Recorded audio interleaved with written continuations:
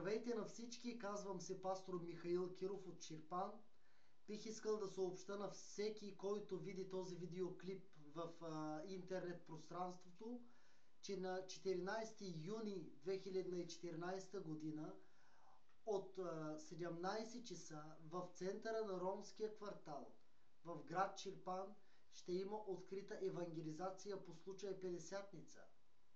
Точно на 14 юни се навършва 50 дни от възкресението на Исус и изпълването, изливането на Святия Дух върху учениците на Исус Христос.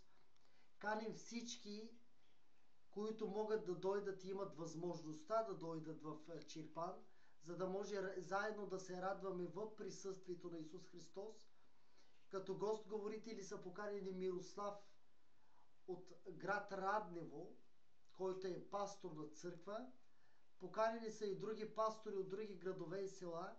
Като хваление е поканен Алекс и Адриан от София. Господ Исус Христос всички нас да благославя. Нека всички заедно в това последно време да се обединяваме, да се подкрепяме и да покажем на народа, че ние не се разделяме. Ние сме единни в Христос. Заедно можем. Повече за господаря на жътвата от пастор Михаил и Бояна Кирови от Чирпан.